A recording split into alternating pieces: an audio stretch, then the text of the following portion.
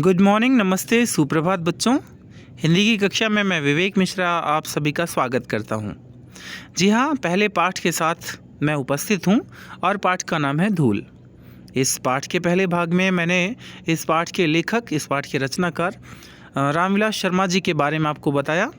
आइए देखते हैं कि रामविलास शर्मा जी ने धूल नामक पाठ में क्या बताने का प्रयास किया है। हिंदी कविता की सबसे सुंदर पंक्तियों में से एक यह है, जिसके कारण धूल भरे हीरे कहलाए।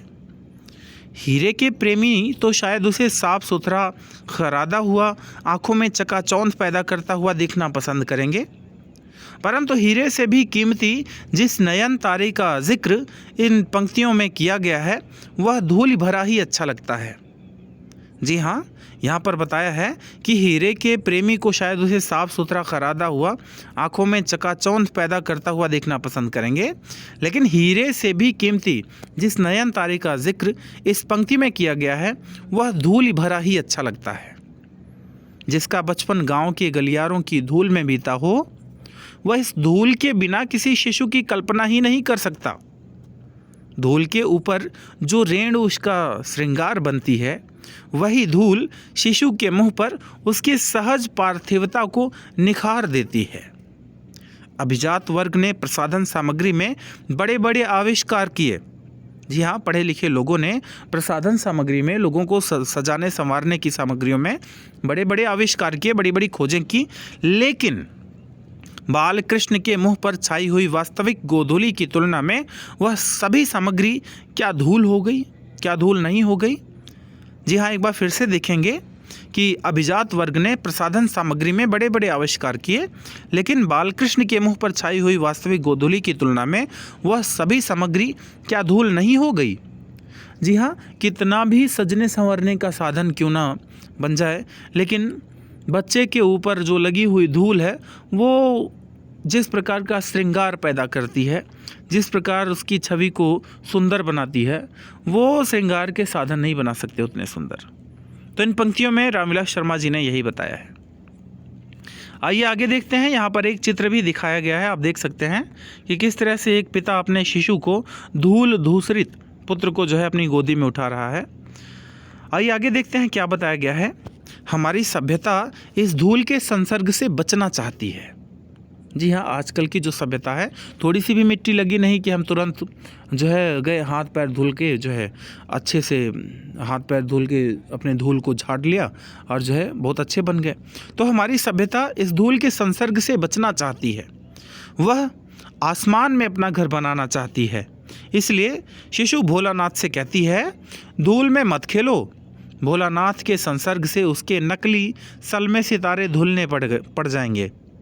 जी हाँ, तो भोलानाथ के संसर्ग से उसके जो नकली सलमे सितारे हैं वो धुंधले पड़ जाएंगे।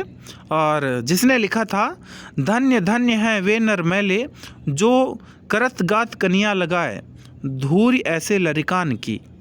जी हाँ, स्थानीय भाषा की ये जो है लोकोक्ति होगी, जिसमें यह कहा गया है कि धन्य धन्य है वे नर जो मैले जो करत गात कनिया लगाए, धूर ऐसे लरिकान की। जी हाँ, भावार्थ इसका यह है कि ऐसे लोग धन्य हैं, ऐसे मनुष्य धन्य हैं जो धूल धूसरित बच्चों को अपने कनिया अर्थात गोदी में उठा लेते हैं। उसने भी मानो धूल भरे हीरे का महत्व कम करने में कुछ उठा न रखा था। जी हाँ, तो उसने भी धूल भरे हीरों का महत्व कम करने में कुछ उठा न रखा था। धन्य धन्य में ही उसने बड़प्पन को विज्ञापित किया। फिर मैले शब्द से ही अपनी हीन भावना भी व्यंजित कर दी।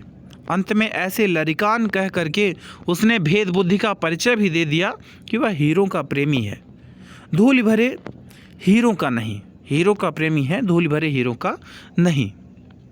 शिशु भोलानाथ के संसर्ग से तो मैले जो करत गात की नौबत आई।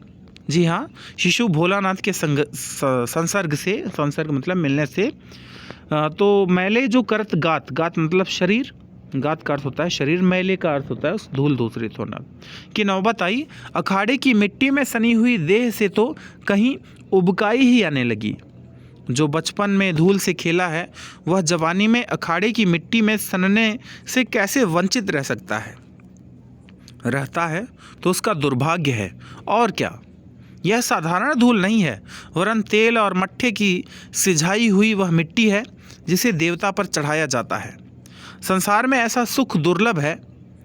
पसीने से तर बदन पर मिट्टी ऐसे फिसलती है जैसे आदमी कुआं खोदकर निकला हो। उसकी मांसपेशियां फूल उठती हैं, आराम से वह हरा होता है। अखाड़े में निर्द्वंद चारों खाने चित्त लेटकर अपने को विश्व विजयी लगाता है। मिट्टी उसके शरीर को बनाती है, क्योंकि शरीर भी तो मिट्टी का ही बना हुआ है। जी हाँ, बहुत बड़ी बात यहाँ पर कही गई है। यह शरीर जो है वो मिट्टी की बनी हुई है और इसे मिट्टी में ही मिल जाना है।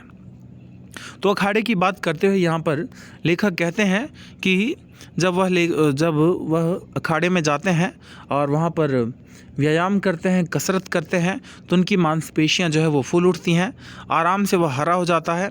अखाड़े में निर्द्वंद चारों खाने चित्त लेट कर, मतलब पूरी तरह से शवावस्था में लेट करके विश्व विजयी अपने आप को लगाता है।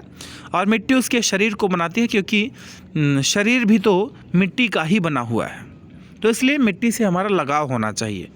हमारा शरीर मिट्टी का बना हुआ है तो हमें मिट्टी से लगाव होना चाहिए। आइए आगे देखते हैं। शरीर और मिट्टी को लेकर संसार की असारता पर बहुत कुछ कहा जा सकता है, परंतु यह भी ध्यान देने की बात है कि जितने सार तत्व जीवन के लिए अनिवार्य हैं वे सब मिट्टी से ही मिलते हैं। जिन फूलों को हम अपनी प्रिय वस्तुओं का उपमान बनाते हैं वे सब मिट्टी की ही उपज हैं। रूप, रस, गंध, स्पर्श, इन्हें कौन संभव करता है? माना कि मिट्टी और धूल में अंतर है, लेकिन उतना ही जितना शब्द और रस में, देह और प्राण में, चांद और चांदनी में। मिट्टी की आभा का नाम धूल है और मिट्टी के रंग रूप की पहचान उसकी धूल से ही होती है। तो यहाँ पर लेखक कहते हैं कि शरीर और मिट्टी को लेकर संसार की असारता पर बहुत कुछ कहा जा सकता है, परंतु यह भी ध्यान देने योग्य बात है कि जितने सार तत्व जीवन के लिए अनिवार्य हैं वे सब मिट्टी से ही मिलते हैं। वो सब मिट्टी में ही बने हुए हैं। जिन फूलों को हम अपनी प्रिय वस्तुओं का उपमान बनाते हैं वे सब मिट्टी की उपज हैं। चाहे रूप हो, चाहे रस हो, चाहे गंध हो, चाहे स्पर्श हो, इन्हें कौन संभव करता है? मिट्टी ही करती है। माना कि मिट्टी और धूल में अंतर है, लेकिन उतना ही है जितना शब्द और रस में, देह और प्राण में, चांद और चांदनी में। मिट्टी की आभा का नाम धूल है और मिट्टी के रंग रूप की पहचान उसकी धूल से ही होती है। ग्राम भाषाएं अपने सूक्ष्म बोध से धूल की जगह गर्द का प्रयोग कभी नहीं करती। जी हाँ, गांव की भाषाओं में जो है अपने सूक्ष्म बोध से धूल की जगह गर्द का प्रयोग कभी नहीं करती। धूल वह जिसे गोधूली शब्द में हमने अमर कर दिया है। अमराइयों के पीछे छिपे हुए सूर्य की किरणों में जो धूल सोने को मिट्टी कर देती है, सूर्यास्त के उपरांत लीक पर गाड़ी के निकल जाने के बाद जो रुई के बादल की तरह या ऐरावत हाथी के नक्षत्र पथ की भांति जहाँ की तहाँ स्थिर रह जाती है। चांदनी रात में मेले जाने वाली गाड़ियों के पीछे जो कभी कल्पना की भांति उड़ती चलती है, जो शिशु के मुंह पर फूल की पंखुड़ी पर साकार सौंदर्य बनकर छा जाती है, उसका नाम है धूल, उसका नाम है। जी हाँ, जैसा कि आपने यहाँ पर जाना कि धूल जो है वो सूर्यास्त के उपरांत लीक पर गाड़ी के निकल जाने के बाद जो रुई के बादलों की तरह या ऐरावत हाथी के नक्षत्र पथ की भांति जहाँ की तहाँ स्थिर रह जाती है। चांदनी रात में मेले जाने वाली गाड़ियों के पीछे जो कभी कल्पना की भांति चलती है, जो शिशु के मुंह पर फूल की पंखुड़ियों पर साकार सौंदर्य बनकर छा जाती है, धूल उसका नाम है। गोधूली पर कितने ही कवियों ने अपनी कलम नहीं तोड़ दी, लेकिन यह गोधूली गांव की अपनी संपत्ति है जो शहरों के बाटे नहीं पड़ी। एक प्रसिद्ध पुस्तक विक्रेता के निमंत्रण पत्र में गोधूली की बेला में आने का आग्रह किया गया था, लेकिन शहर में धूल धक्कड़ के होते हुए भी गोधूली कहाँ। यह कविता की विडंबना थी और गांवों में भी जिस धूली को कवियों ने अमर किया है वह हाथी घोड़ों के पग संचालन से उत्पन्न होने वाली धूल नहीं है, वरन गोपालों के पदों की धूल है। गोपालों के पदों की धूल है। नीच को धूरी समान, नीच को धूरी समान वेद वाक्य नहीं है। सती उसे माथे से, योद्धा उसे आंखों से लगाता है। यूलिसिस ने प्रवास से लौटने पर इथाका की धूल चूमी थी। यूक्रेन के मुक्त होने पर एक लाल सैनिक ने उसी श्रद्धा से वहाँ की धूल का स्पर्श किया था। श्रद्धा, भक्ति, स्नेह, इनकी चरम व्यंजना के लिए धूल से बढ़कर और कौन साधन है। यहाँ तक कि घृणा, असूया आदि के लिए भी धूल चाटने, धूल झाड़ने आदि की क्रियाएं प्रचलित हैं। धूल, धूरी आदि की व्यंजनाएं अलग अलग हैं। धूल जीवन का यथार्थवादी गद्य, धूल उसकी कविता है।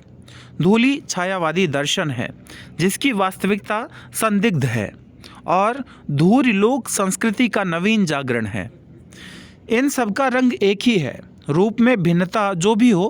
काली जो है मिट्टी काली, पीली, लाल तरह तरह की होती है, लेकिन धूल कहते ही शरद के धुले उजले बादलों का स्मरण हो आता है। धूल के लिए श्वेत नाम का विशेषण अनावश्यक है।